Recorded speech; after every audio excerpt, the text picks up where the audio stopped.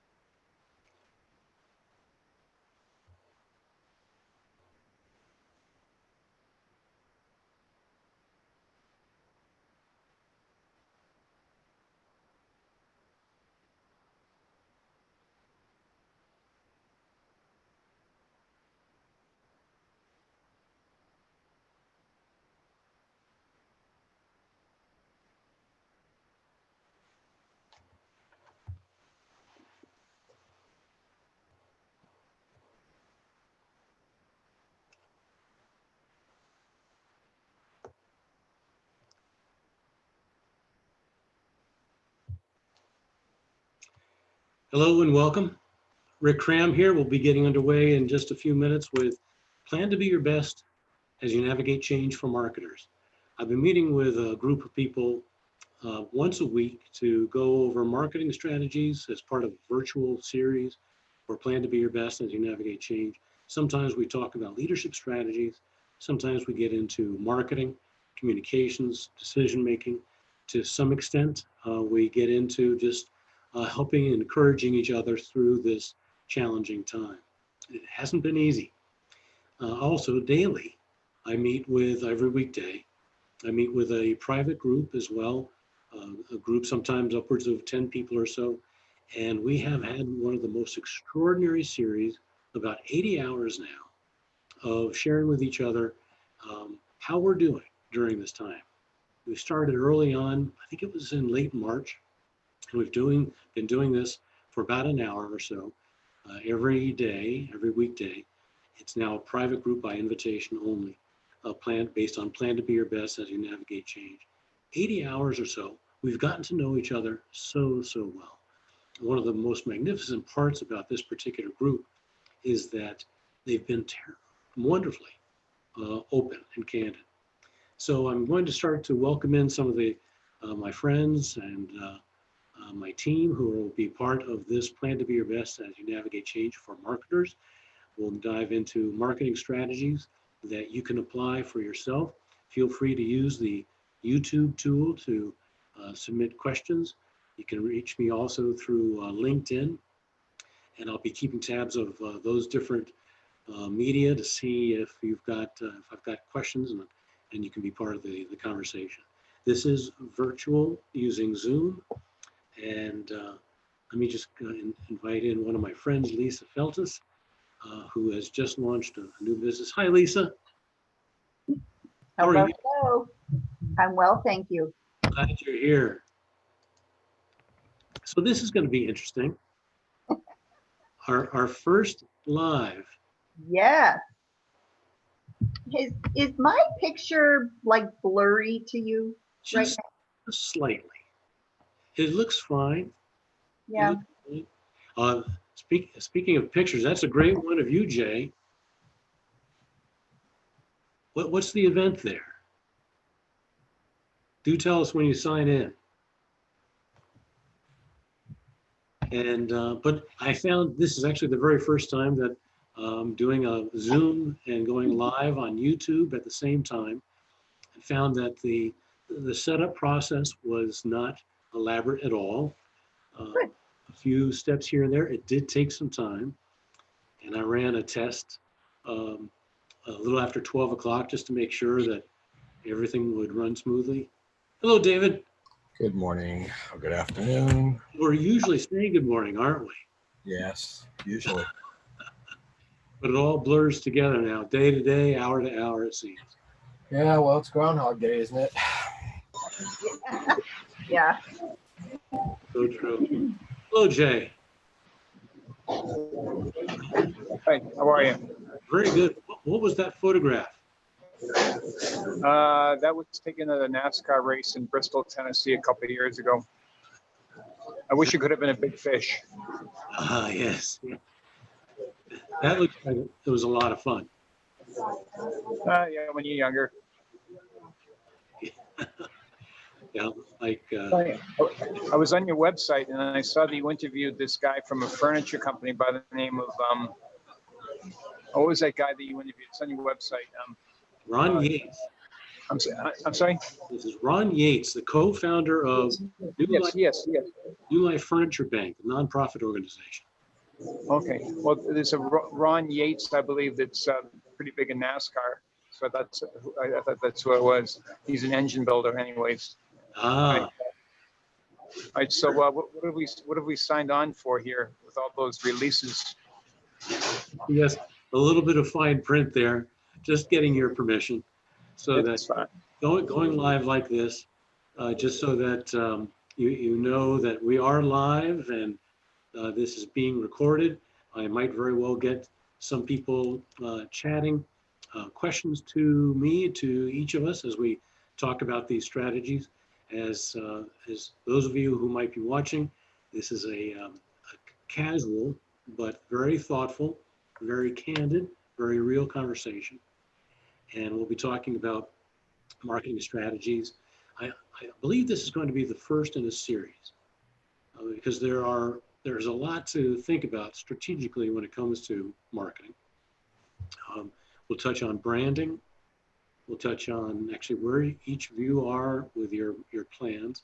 We'll talk about different forms of case studies or put it another way, product sampling. And that can look and sound like a number of different things.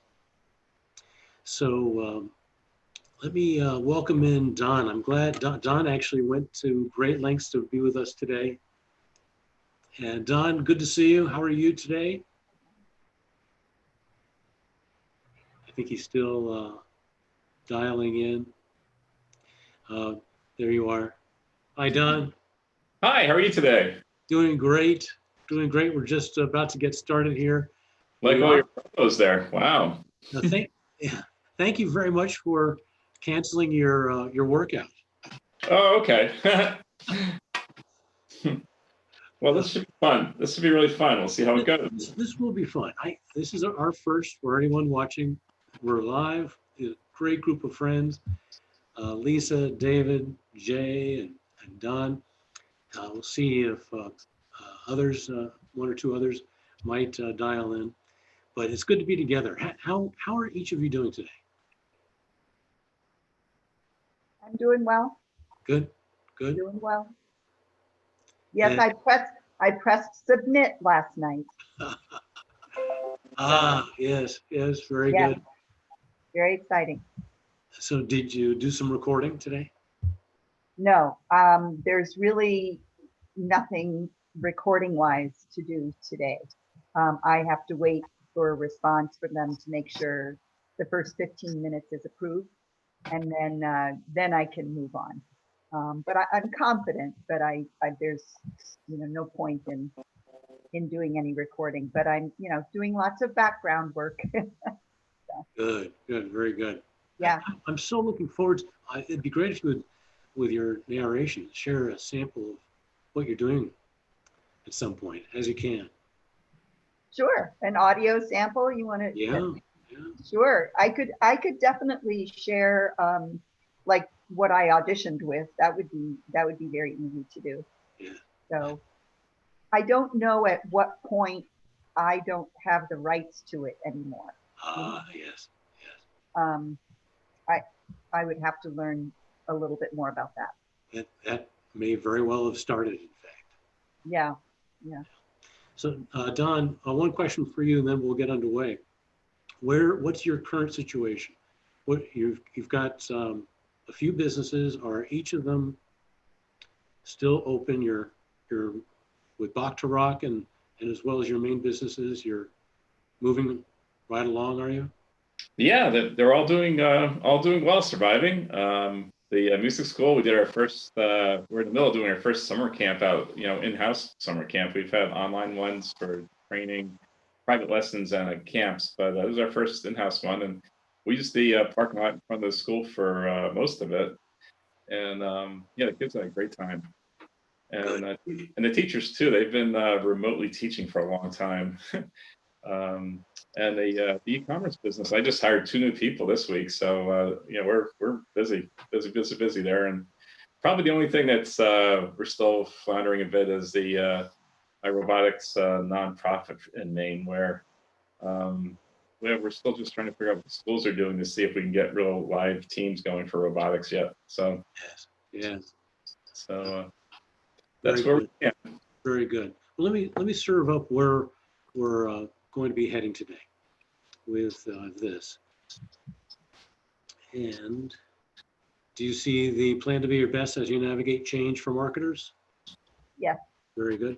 So in effect, I'd like to start with this quote by Craig Davis. He's the founder of Brandkarma, who's a very successful company, although the website's down. And he's a former chief executive officer of J. Walter Thompson. My dad was for 17 years there, an account executive and an account supervisor with brands like Rolex watches, One-A-Day vitamins, Samsonite luggage. But I found Craig's quote to be a fitting one for getting us started today. We need to stop interrupting what people are interested in and be what people are interested in. What I like about that is that emphasis on be. So much of what we should communicate and should put out there with our marketing, very strategically, is to be who we are, to be our brands, to be our services to be the value. And that will, in effect, be like a law of attraction to help bring along more business. So here's what we're going to do. With knowing that we've got these three pillars that are part of the Plan to Be Your Best as You Navigate Change strategic framework. There's the leadership strategies where we spend most of our time for planning, as well as how to lead ourselves and others through change. Decision-making, brainstorming, but today we're actually going to drill into some of what comes out of the communication strategies, the 7 strategies there. And they'll include these strategies based on your objectives. And the whole purpose of this is to find ways for these to be useful for you so you can immediately apply these to your marketing and your planning. The first will be branding. Next will be case studies, product sampling, as well as creating the right marketing mix. Before I continue, let me just ask you, do you have any particular questions based on where you are with your planning, with your marketing? Do you have any particular burning needs or questions that you want to be sure that we cover today? Go ahead, Don. Yes, please. I think measuring effectiveness of your program as you go along, because I guess I'm focusing more on lead generation for my music school business, and I tend to fall into branding more than lead generation, I think, but I don't know. Yes, that's an excellent question. And we should all make sure that we are doing marketing in a way that is measurable. There are, and we'll get into this, there are some marketing strategies that are worth doing for certain reasons. And there can be all kinds of information that we get, but being able to truly measure its effectiveness, it can be very challenging. It can be a moving target, and we can have tons of data, but not a real sense of, is this producing real results for us? Social media tends to be that way for a number of my clients. Lisa, yourself, any particular questions or things that you've got top of mind? I think the branding piece is what's top of my mind, just because I'm in the infancy stages of this changing career, and how to just navigate the simplest of things. The first book that I'm narrating asked me to provide them with the exact way that they would like my name credited. And I had to think, well, what's in a name? What do I want it to look like? Do I want my middle initial? Do I want simple things like that? So that's where my head is at right now. Very good. As I head forward, yeah. Very good. We'll get right into that. Jay, please. I have a question. I was just thinking about marketing, because I'm in a business that marketing is alleged to be pretty important. But I was thinking about, for example, political races where candidates spend millions of dollars and then they do polling. And I'm not sure how much they live or die by the polls.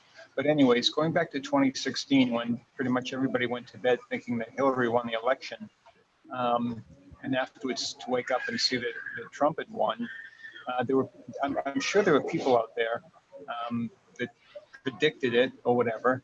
But I just really have to wonder how, marketing, the saying I heard was that it works 50% of the time. You just don't know which 50% of the time it's working. And there's a quote I've heard like that. I remember hearing that early in my career, and I think it's fair to say that when we finish our discussion, we'll get a sense of how you can tell if marketing is working and why.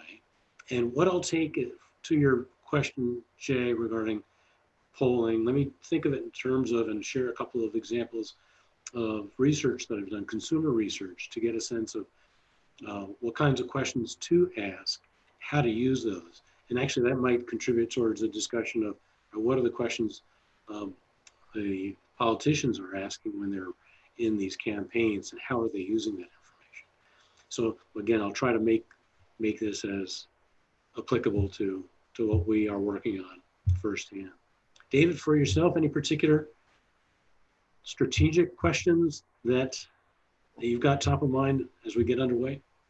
Nope, I'm just listening in. Very good. Very good. You're good at that. Good. And then that means we always know David's listening, and then once in a while he's going to pop in with some golden nuggets. That's what you do. Very good. What you're known for, David. Yes. Yeah. All right, let's take a look at this. So when it comes to the first part of this, branding, there are three key pillars that make up a good brand. And there's a lot behind each of these, and it takes some work to be able to do this. And I've got to say, I've been taught by two of the best marketers I've ever known, Diane Arnold and Leo Rice, when we had this fantastic time together of 6 years or so working together. I learned so much from them, including this. Branding needs to be credible, but when it comes to being credible, it means not just to yourself, but also to all of your target audiences. It's got to work inside as well as outside the organization. It's also got to be relevant to everyone inside the organization as well as outside. To be able to do those, to be able to understand what to communicate and how to shape a brand for both of those, we need information. Actually, we need, just to your point, Jay, we need good research. We need to understand who our target audience is.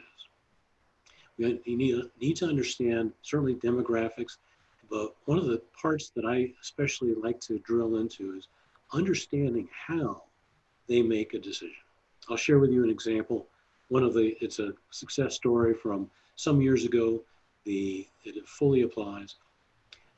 But the same holds true. We need good information to know how our branding will be relevant to the audience. So credibility, relevance, but then being able to have a point of differentiation is key. And that means the research that we need to do takes a look at who the competition is and find a way to communicate and stand apart. So Lisa, for example, as you're shaping your brand, just as I know you have been, I'm sure just intuitively you've been, especially with some of the courses, that course that you've recently taken, you're taking a look at the competitive narrators, voiceover talents, and seeing how they're branded. So that's one, and you might find two things. Some of them are very well branded. You also might find none of them have actually done any work to create a brand. So one great example was based on this. It was at the time Tufts New England Medical Center and the Floating Hospital for Children. Now it's just Tufts Medical Center. They came to us when they were going through a difficult time. They said, we are in a market that is the most competitive healthcare market in the country, maybe in the world too. Great hospitals, and nobody knows who we are. The referring physicians aren't sending us patients. People don't know how we compare versus Mass General, Brigham and Women's, and so forth. They are really having a tough time. They basically had lost a sense of their identity. So in the course of developing a campaign with basically two key things, so that we helped them re-anchor, reaffirm, recreate their identity. It really was captured in this phrase, the best when you need it most. We interviewed 500 people in the greater Boston marketplace by phone. We did additional research regarding how the other hospitals were branding themselves and how they were communicating. We got a good look at especially how people were deciding what, and for the referring physicians as well, we canvassed them to understand what are those qualities that you use when making a decision about where to refer a patient, as well as for consumers and patients, where they would feel good about going to based on the referral from the doctor. So the best when you need it most became the campaign tagline. It was their identity statement. And we told stories such as this one of Paul Pierce because as you might recall, he was early in his career, early in his time with the Celtics. He was out at a nightclub. He was stabbed multiple times in his back, shoulders, and close to his neck. He was rushed to New England Medical Center, which is now Tufts New England Medical Center, and they saved his life. So we told this story along with others. There was another ad that was of a baby boy who was 9 months, nice and healthy and plump, but the headline was something along the lines of, here's Kalen at 9 months. You should have seen him when he was born weighing 2.5 pounds. So in a very short few words, you can tell a story of success. I'll keep coming back to this, but this ended up being an example of applying these plan to be your best as you navigate change strategies and for branding, which ended up leading Tufts New England Medical Center to be the only hospital running in the black for a period of time. This was just one piece of the puzzle to their success, but it was key. So before I go into that any further, let me go back and regarding this particular list of 3 pillars about branding regarding credible, relevant, and differentiating. How Rick, can it apply to you? Yes. Just trying to keep up. So where did you advertise that? Was it in, were you doing a business to business advertising, or were you actually going to the public? Going to the public, TV ads, we used billboards. Okay, thank you. Newspaper. It was quite a multimedia campaign. So it's like B2C. Okay. Yes. There was one other aspect to it. I'm trying to remember exactly the timing. There are different influences in terms of what makes a hospital successful. They had lost their contract with what was then just Harvard Healthcare, which meant a significant portion of the marketplace lost access to this hospital. So there was some, I'll call it somewhat arm twisting regarding B2B in that way. They regained their contract. Okay, thank you. I'm sorry to interrupt. Oh, no, that's good. That's good. How can you, or how would you describe the way that your brand messaging and thinking aligns up with those 3 pillars: credible, relevant, and differentiating?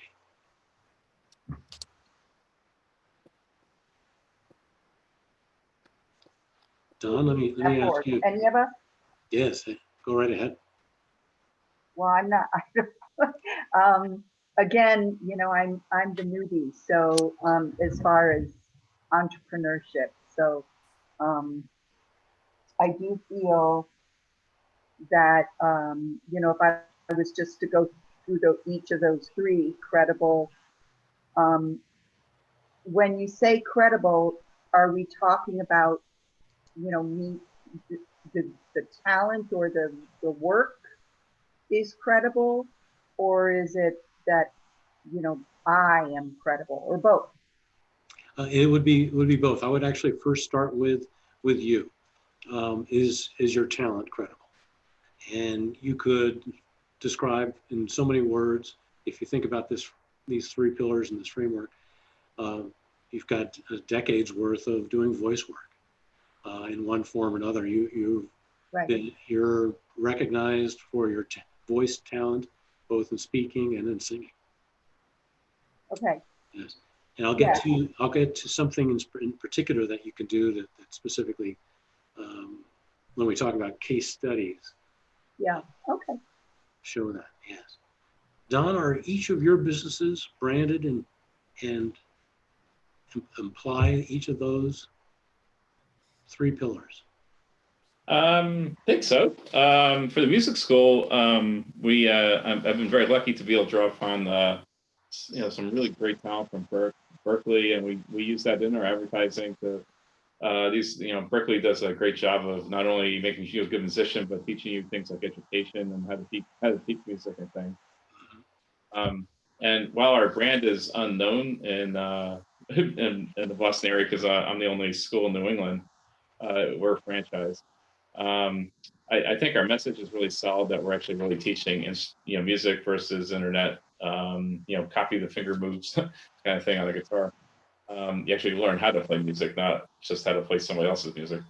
Um, the relevant thing is the tricky part, where we tend to, we use Listen 360 for customer feedback and survey information, and we'll put those quotes out there. We'll be trying to be relevant for the season and the time for our customers. Yeah. What was the last pillar again? Differentiating. Oh, differentiating. Yeah. To articulate how you're different from others. Yeah, and that one we've done some really deep dives into trying to figure out, because we're a brick and mortar school, so you have to come in. Well, you did before before the COVID hit, but and we were trying to play up the uniqueness and the benefits of that over our other customers. Some other places that we're teaching online and in the Boston area and all that. But I would have to say, there's a lot of music talent in Boston, so that's probably my weakest part, that third one. And that's the one that I believe is both very fun, but Mhm. extremely important. They're all important. If I remember when I first learned this from Diane Arnold, she would describe it's like a three-legged table. Right. It's got to have each one of those legs in there for this the table to stand, for the brand to stand. David, how about yourself? Well, I mean, we had established ourselves as an event photography company, given the fact that we worked really, really, really hard in the event space to brand ourselves as such, supporting all the industry associations and meetings and networking. And unfortunately, that space at the moment is not doing very well, because it is one of the primary tourism and hospitality and events and meetings is really one of the primary areas that COVID has hit, where most people are unemployed. So I feel like I am literally starting from scratch again. So it's kind of giving me an opportunity to create a clean slate, create a new brand, or a revised brand, I should say, and which is making me rethink everything. Not a place I thought I'd be at the moment, but we are where we are, and so that's what I'm working on. It's exhilarating. It's also nerve-wracking. So that's what I'm going through at the moment. Remember early on in our meetings, we talked about a number of us heard that some people say, "I don't know who I am anymore." And that's so common when it comes to major changes, even for businesses, to lose a sense of identity when the whole industry has been hit with a pause button, such as yours. And as I watch you over these months working on this, I really do think it is a not starting from scratch with your company or brand. It is a pitch to a different direction. It's a completely different pivot to a different direction. Yeah, and that the strength of your brand can fully be leveraged because of your long-term expertise in photography, professional photography. Well, as much as I'm starting from scratch, I'm not really starting from scratch, because people know me in a given industry, both in the event side and also in the business chamber side with those organizations I'm still connected to and continue to give. So it's not entirely starting from nothing. So that's a big plus. Once I get my proverbial act together, which is what I've been working on these last number of months, with this new backyard portraits project, and some of the other things I'm doing, products and film transfer and all this other stuff, I now have a built-in market that I can put it out to. So, for example, my LinkedIn database is close to 5,000 people. I put out the other day that we're doing backyard portraits, and I've already heard back from some people, and supposed to speak with someone today about possibility of coming in, and I've already done like 3 sittings already in the last couple weeks. So you know, it's a process, and that's what I'm kind of working through. I've also got a bunch of other things that are on the back burner, or that have been on the back burner that I've now moved to the front burner because I didn't have time to work on it before. So there's a lot happening. It's just what I'm utilizing is this time to do that, and realizing that I have to be very patient with it, and with all the other noise going on in the world. It can be a bit distracting, but I'm just not allowing it to, and I'm forging ahead. Good decisions, good mindset work there. That's good. That's good. So that's how we're, you know, branding and rebranding in some ways, and you know, marketing what we're doing. Is there a certain set of phrases, or have you changed some of any wording to articulate your new brand? Um,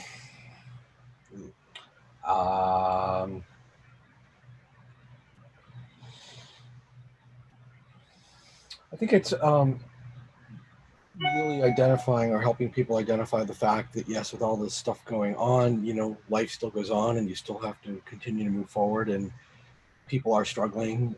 For my case, what I do is image branding. So for me, it's a lot of people are doing the same thing I am. They're revamping their entire brand, their entire image from literally the ground up, which in my case means, you know, new headshots, new images that they can use, or they're pivoting in some ways that, you know, how does photography and videography and fit into that to help them present what they do maybe in a different way that they've done before. So that's what I'm working towards. Very good. Actually, to that point, so that's actually a good segue into this next part. And let's take a look at this. When we get into the point about case studies, drawing from one of those 7 strategies, I'm referring to product sampling, and that can actually look and feel and sound like, especially Lisa, for you, it's going to be very much a matter of sound. David is very much a matter of a visual for you. But I'd say that this is probably one of the most, if not the most important strategy that compels an audience, potential customer, to switch a brand or to even try a brand. So the most successful campaigns I've been fortunate to be a part of, whether it's been Canada's largest juice manufacturer helping to introduce the 2 of their brands into the US and gaining a larger market share than the US leading brands. Product sampling, which is a form of telling a success story, which is, of course, a case study. It's about creating an experience, and you can do that. For example, Lisa, you can create an experience by using your voice, sending out, making sure people can sample your voice, hear it, and tell the story in the context of telling a story, what good it does, or what good it did. For example, the number of book sales, for example. You'll be able to say, I narrated this particular book, and it had this kind of successful story as it was published. David, to your point, creating an experience for someone is being able to see your photography and how the quality of it stands out versus the competition. So creating an experience, telling a story. And let me just ask you this. For your businesses, how can you tell success stories and do it in a way so that people, in effect, have a sample of who you are, what you do, and who you do it for? I've always imagined that is where the website comes in. That is where, and that's, you know, I need to give people a place to go to experience all of that, to showcase what it is that I'm doing, and you know, so that they, you know, there's a platform there for them to go to. That's the place where you've got complete control over your brand. It's Right. the case where you've got complete control over what kind of experience someone has there. That's why, Jay mentioned the videos on the homepage of mine. When you watch a video, you get a sense of who I am, the kinds of topics, the different strategies that get discussed in helping an organization be successful. So you're absolutely right. And you're still in the process of about to create your first website for this? Yeah. So I need to get busy with that.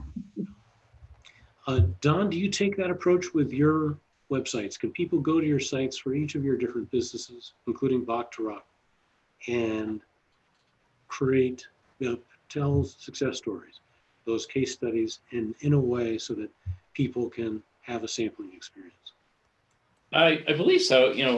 As I said, we're a franchise, so our website is the corporate. It's a corporate-based one, and we have some really well-tested videos about success stories for parents. We have things explaining our program in detail. Locally, I've been using Facebook for. I have a question about this, by the way. So I have Facebook where we've done some mini lessons. Like I think you saw one month or so ago where we showed somebody how to different rudimentary beats for drumming. So we have our teachers like demonstrating some simple things. And then I did we did a series of my manager interviewing each of the teachers about how life in the COVID is recently, and we did one like I released them every 3-4 days. And what was interesting is they were great because they were talking. You can sense who the teacher is from the interview, and their interest and all that. And even with boosting on Facebook, I definitely got some nice hits with the customers we currently have. But I'd have to say I didn't see a lot of engagement from outside of my customer base, and I'm not sure if that's okay or not. Maybe they saw it and they're not going to say like or try to click the link, but they saw it. Maybe I don't know. I mean, because with the data you get back from Facebook, it shows you how many thousands of people saw everything, but I'm not sure how to count that. Let's actually get into that. But first, David, did you have a thought on what we were just talking about? No, I'm just listening. So Putting your photography out there to a great extent speaks for itself. well, so much of what I do is for clients, so it's it's for them. It's not for me. For me, it's about telling stories and asking the right questions so that I can make the right images that tell the story that needs to be told. So that's really what I do. I'm more of an interpreter, a visual interpreter. And then I have to create from those words, I have to create a visual representation or visual presentation of what they're describing to me.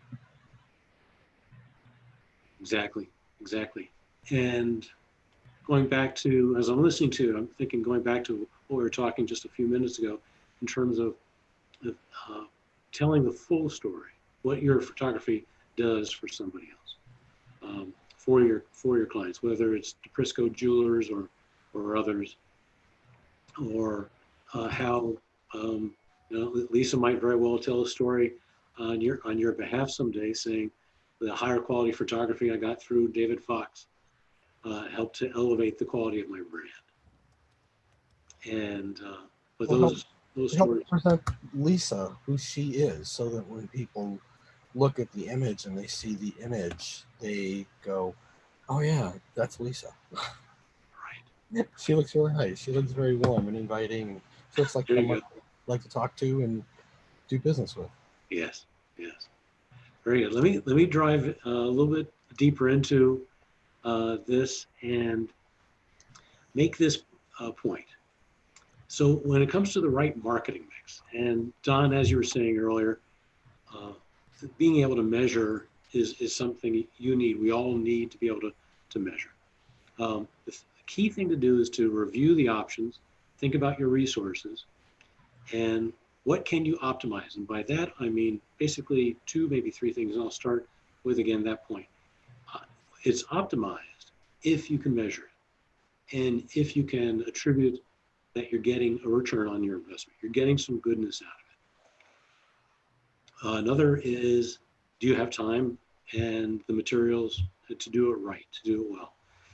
Effective email marketing, to do that well and to basically get all the goodness out of it, you need to have a good list, know what good email marketing is, the right content to share versus through emailing, how to measure it, how to segment your different audiences and so forth, to do it right. And so when we think about the different, and this is just a partial list of the different kinds of marketing we can do, but these tend to be effective when it comes to smaller businesses, entrepreneurs, sole proprietors, a website, just as Lisa was describing, and to optimize that means to have the right search engine optimization applied to it, to frequently add content. That's really key. And actually, Lisa, this will be especially good, just as David's doing. He's regularly adding content to his site. We get rewarded by Google and the other search engines by adding more and more content. A blog is a great way to do that. Maybe it's once a week, maybe even more often than that. But we get results, our websites come up higher in the results, organic results, when we're getting optimized, and that's one of the key things to do it, adding new content. Email marketing, generally I have found over recent years, it performs true to form about 5 times more effective than all social media combined. And based on research that I've done, other marketers are finding the exact same thing. The studies put out by a number of different companies, it's out there in the public domain. These studies show that email marketing generally is about 500% more effective than all social media combined. So, but to do social media well, you've got to have the right mix of content, and you've got to have a good set of following. We can talk, why don't we talk another time about what makes good content, what content to give away, because that's often a challenging question. Video is more and more important. I think I shared with you before that a relatively new graphic that proves, that really demonstrates consumers, both business consumers as well as for B2C marketing, they prefer, all people basically are preferring video far above any other form of content. And just like TV advertising. Yes, Lisa, go right ahead. I'm sorry to interrupt. Could you No problem. clarify for this newbie what B2C marketing means? Oh, yes, sorry. Business to business. So in effect, you're business to business marketing, Lisa. Okay. Your customers are publishing companies. Yeah, rights holders. Yeah, okay. Thank you. Demian and Amy at the London Harness store and the Toomey store at London Harness there in Wellesley Square. Interestingly enough, they do both. B2C, business to consumer, but B2B. A portion of their business in a growth perspective for them, a growth strategy, is to do more corporate gifts, which I highly recommend. Virtual meetings such as what we're doing. Interviews such as what Jay saw my doing with the interview of Ron Yates with the New Life Furniture Bank. Networking. As I may have shared with you, I'm a big believer in the value and importance of doing a lot of networking and using LinkedIn. Actually, Lisa, do you have a good profile there? No. I mean, I have a profile, but I'm not, again, I'm working on all of that. Very, very good. That's going to probably be social media wise. That actually might very well be the #1 social media platform for your marketing purposes. I'm getting a sense of that, Yes. for sure. Yeah. As I, explore and dive into it. Sure. Of course, direct marketing by picking up the phone and making sales calls. So when it comes to the marketing mix, there are some traps here. Or let me put it this way. We need to understand how each marketing strategy actually works. And if you take a look at the way even the major brands are using social media marketing, a lot of dollars go into it. But when you look at what they're doing with it, brand building is number one, number two, or number three. If you take a look at a lot of articles, that is to say, so driving sales through social media, which is doable. And I've got a client who's going to be doing more and more of that. It is doable. That first and foremost, think of social media as a marketing strategy for building your brand. If you want to, and we should very much think in terms of how to leverage social media to drive sales.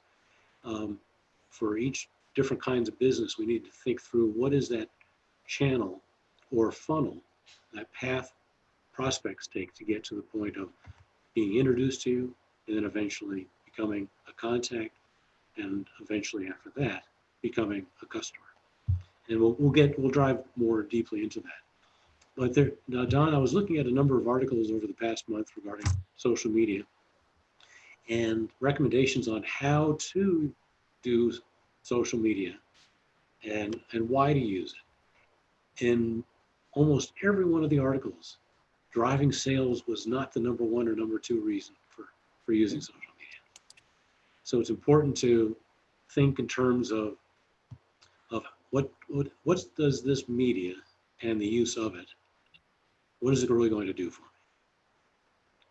So I think, for next week, why don't we actually do a deep dive into social media marketing, deep into LinkedIn, and what that funnel is, each doorway we can help lead our contacts and prospects through to the point where.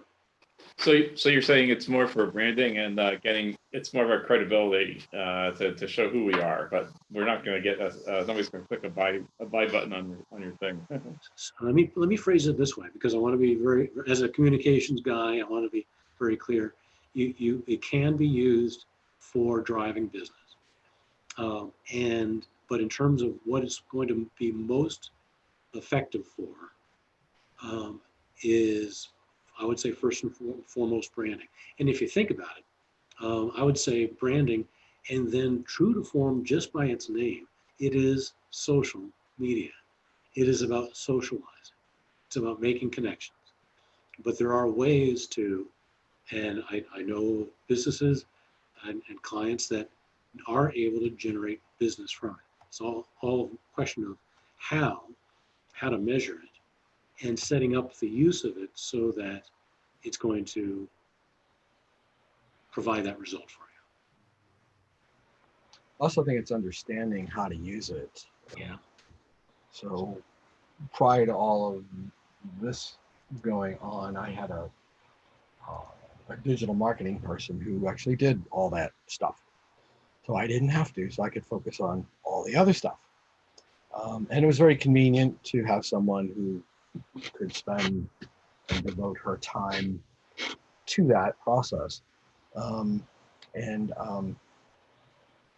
that I don't have that person anymore, I am now doing it all myself, which I knew that I would eventually have to go back to. So for example, I haven't looked at my blog since, I can't remember the last time. I think the last entry was in November. And now that I'm starting to get this backyard portraits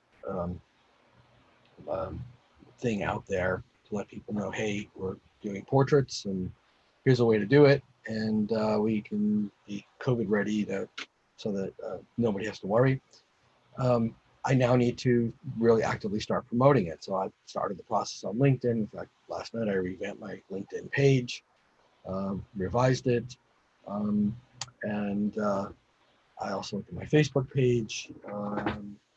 Although I don't find Facebook as effective, because I'm finding Facebook as of late, it seems to be all about happy birthdays and who died.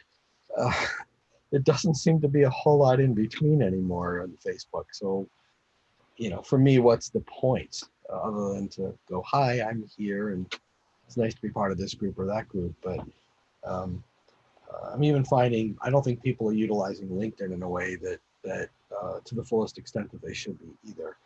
Um, but that's another story.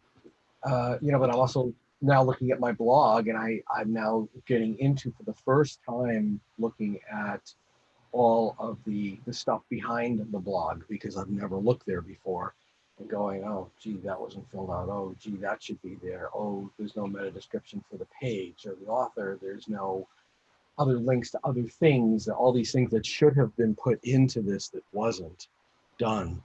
And that's a whole other story. But aside from that, I'm now realizing that this is a whole other project that is going to have to take up my time.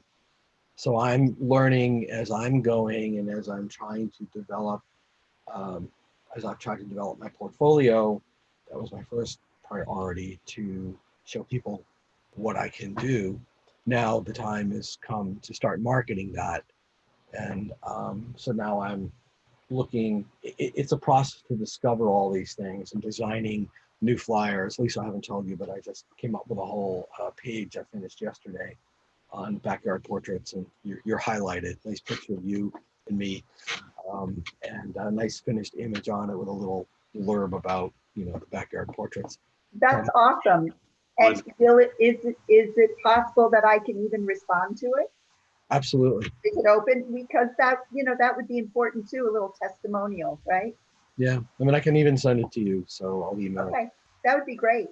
So just little things like that, doing design that I know how to do. I don't call myself a designer by any stretch, but so I'm having to utilize all these skills that I'm a photographer. It's what I do best, but I'm also a creative person.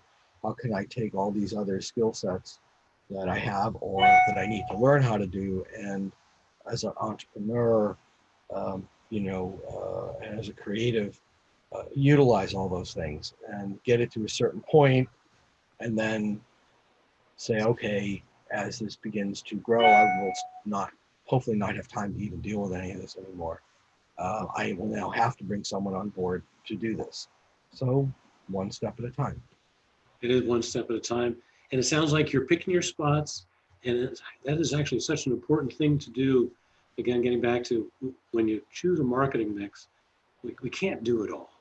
But it's so important to pick, even if it's one, to do it right. Get the machine working there, and then add on to that.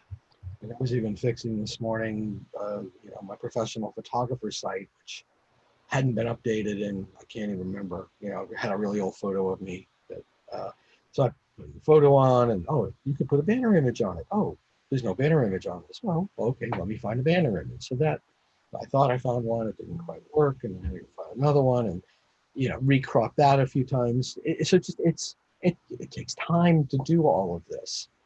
And aside from all the other projects that I'm also working on simultaneously. So I'm actually working on all the things that I want to be working on, all working towards the same goal. You've got that eye on your goal, and you're doing all good things to take action steps to get there. And then there's the thing of putting the money in place so that you can have the freedom to do this. So thank God for EDIL. Thank you. So at least, I can not have to worry about how the bills get paid, at least at the moment. We'll worry about it later. But hopefully by then we'll have picked up a number of clients and the money will start flowing again and we can pay off those debts. So, it's no risk, no gain. And that's what it's like. So actually, to that point, and Don, thinking about, and even Jay, what you're raising as a question earlier about research, the thing to do is test. Give things a try, and every step of the way, ask questions. For example, Lisa, with every contract, every publisher that you win, ask them somewhere along the ways, along with saying thank you, of course, which I know you do. Ask them, why did you choose me? Yeah. Don, with every customer you're winning, ask them, why did you choose Baccarat? I do that all the time. Why'd you select us? Yeah, it's You know, such an oh, important question. because you guys, I went to your site and it was clean and it really showed me what I had hoped to see. And oh, and you guys were very nice. You spent the time and you educated me and you held me through the process, and I got a really good feeling. And so, and it 9 times out of 10, it's never about price. Right, right, right. Intention. In fact, 9 times out of 10, I would say, with all the studies that I've done, with spanning probably over a dozen industries, quality product or service is what it really comes down to, along with relationships. And one unique, one I would say a very unique feature about your marketplace, Don, is that the companies and businesses that thrive there in Metro West, especially in Wellesley, do so because of the personal connections, the developing relationships, where they get to know you. Actually, just curious, how much are you a face of the organization, or is it more of the teachers, or a combination of the two? It's definitely teachers and my manager, my on-site manager. But we use Listen 360, and we work really hard making sure we have customer satisfaction, and we're in high 80s, low 90s usually with that, which is unheard of. Excellent. And but and then we get some great testimonials which just support what I just said. But the answer to your question is it's word of mouth. That's what when 9.5 times out of 10 I get. We came here because we heard about you from somebody else and they were happy. So, Yes. and I think that's Wellesley, for instance. I think that's just very big there. I think it's more so there than in many, many other places. I hear the same thing. I would say at least half of my business comes by way of referral. Sometimes it's an email that goes out, but someone shares it with a colleague or a more senior executive, and then they contact me. So that's a form of a referral. Jay, yes, please. And you'll need to unmute yourself, my friend. Yeah, Rick, note the time because you might want to delete from this point on what I have to say. I'm sorry I haven't been able to totally be involved in the conversation. Some stuff going on. But anyways, I just heard David talk, and here's my take on it. After spending the past nearly 40 years involved in a franchise business, but also being aware of what other people are doing in theirs, like and exactly what David just spoke about. I'm going to simplify it so much that I'll equate it to the problems of the world. There's a lack of respect, a lack of caring, or let's be positive, Jay. I think there's a huge opportunity for businesses, as there is for society, to be kinder, to be nicer, to be less driven by profit and driven by good intentions. And it's capsulized in something called the Golden Rule. I tried to Google and get an answer to this question, basically along the lines of how important is the operation of your business to your success. And but before I could find that out, you mentioned it, Rick. So much in life is about relationships, and even in big businesses, you see the marketing where these big businesses try to make a personal connection to people, and because I think that at the end of the day, it's about when you're looking for help, who do you reach out to? People who you can trust, your family or friends or so forth.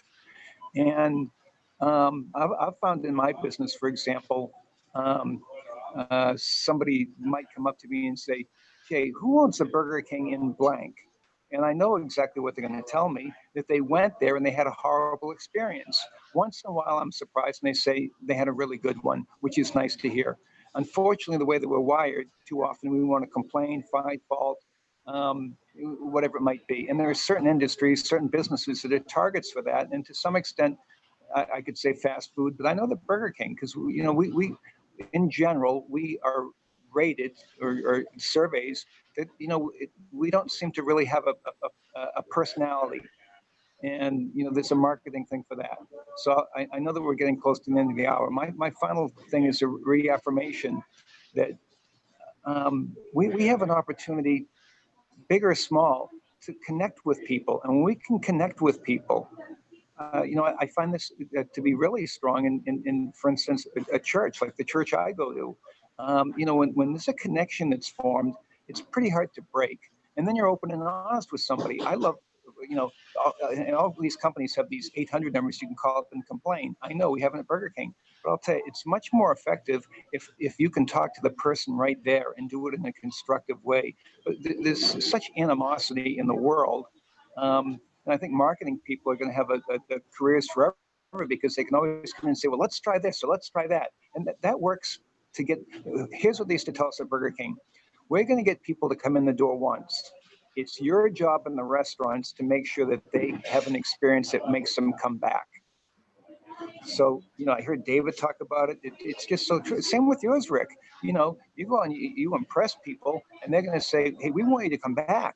Or they'll say, hey, we want, hey, that's how it's done. And for instance, well, like I just said, Burger King can do stuff to get people to come in the door once, then it's up to us to make sure that they come back again. There's and really that relationship, that golden rule. That's a perfect way of describing the importance of that case study strategy under the communications pillar there. It's so true. It creates an experience, a story, a relationship, and that's what brings people coming back. So True, we're actually near the top of the hour here. And let me just do a quick recap. Let me bring this back up and then we'll sign off for today. Then we'll do this again next week in very much the same way. I'm going to certainly say thank you very much, but let me go back to, again, just reviewing what we talked about. And the idea of think about strategically your brand, create those case studies and share them, and create the right marketing mix. And I guess I sort of am like a broken record. Less is more. One of the best things that you can do, and I can do, is do less, but do it really, really well. And even going back to that wonderful quote, we need to stop interrupting what people are interested in and be what people are interested in. Be your brand, be the anchor, if you will, in your marketing. And it's what I hope you'll do to plan to be your best as you navigate change moving forward. So I want to thank each of you so much for this. This is a new test, this first time going live, and I can't thank you enough for being a part of it. Hey, Rick, any homework for next week? What's that, Jay? I mean, Don, sorry. Any homework for next week? That's a very good question. Yeah. So here's what I would say, and it's true for myself. Continue to make headway with your plan. There's always more to do. The planning that you even did a month ago when we were talking, working on our plans, things have changed and things have evolved. So why don't you, I would be especially interested in your getting more specific about what is your marketing mix, and is social media a part of it? And we'll drill into that. What if we did this? If, as well as part of the homework for next week, let's have each of us bring an example of what we did in social media recently that you had of a sense that it achieved some goodness in some shape or form. Let's mix and compare, share and compare, and we'll learn from each other. Sounds good? Very good. All right. Thank you all very much. Welcome. And I'll look forward to seeing you real soon. Very good. Have a good night. All right, have a good one. Take care. Enjoy the rest of your day, everybody. Will do. Bye, everybody. Thanks again.